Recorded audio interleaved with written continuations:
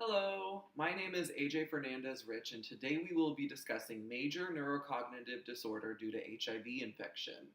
I chose this disorder because in a previous course on culture, I identified that although the number of people with a new HIV diagnosis has declined in recent years with more knowledge about disease prevention and the introduction of prescription medications like PrEP, there is still a disproportionate number of young black men between the ages of 13 and 24 who make up at least 50% of the new diagnoses of HIV in the United States.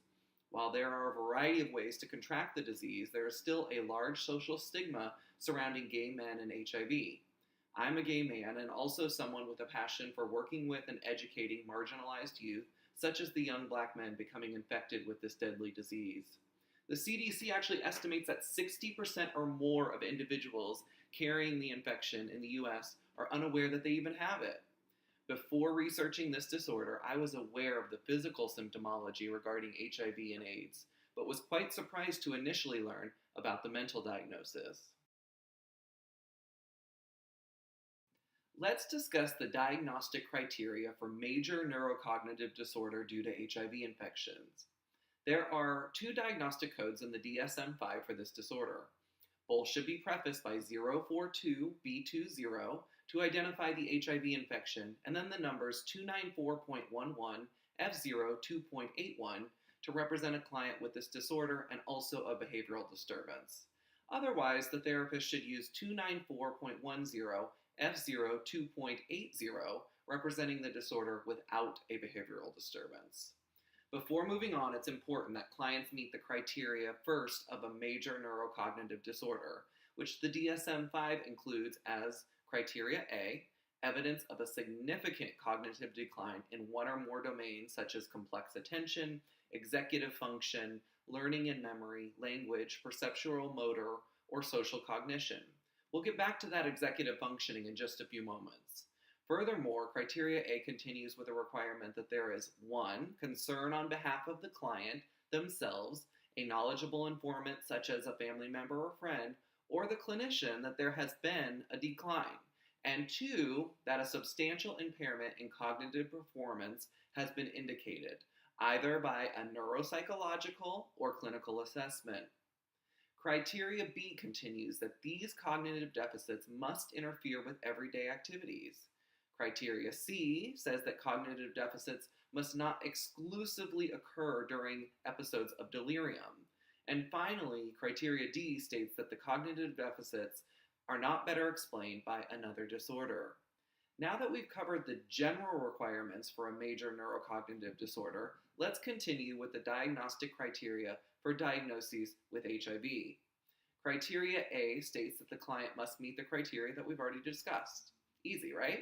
Moving on to criteria B states that a documented HIV infection has occurred, and C states that the disorder cannot be better explained by the HIV infection itself. Finally, criteria D states that it cannot be explained by another medical disorder.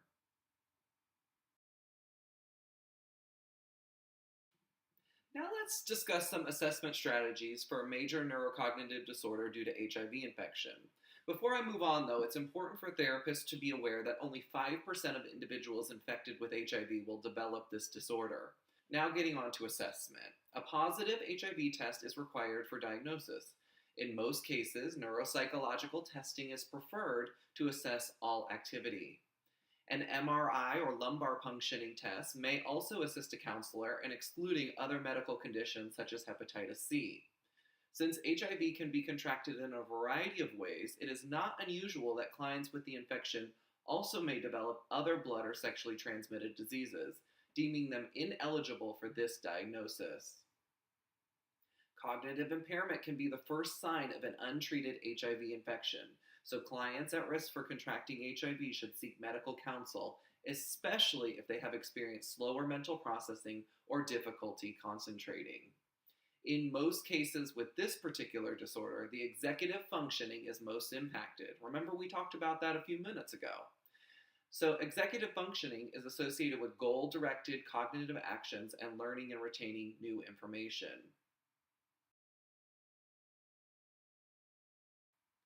The The most commonly used and effective evidence-based treatments for anyone with an HIV infection is antiretroviral prescription medication. Their availability has drastically reduced new diagnosis and improved the lives of many HIV patients dramatically. Even with antiretroviral medications, though, cognitive impairment still occurs in about 1/2 of all individuals that have contracted HIV.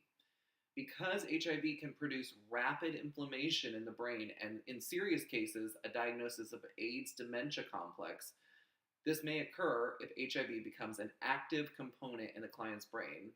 Other practices, such as good sleep habits, exercise, a healthy diet, and many other functions, are encouraged. Finally, support and education for close friends and family can increase positive results for many clients. In closing, I hope the information in this presentation was valuable to you. I intend to focus much of my private practice therapy on individuals with limited access to mental health care, including those that may have HIV. Information about major neurocognitive disorders due to HIV infection has ideally provided you with early cognitive clues to investigate as clients present with symptoms. Thank you so much and have a wonderful day.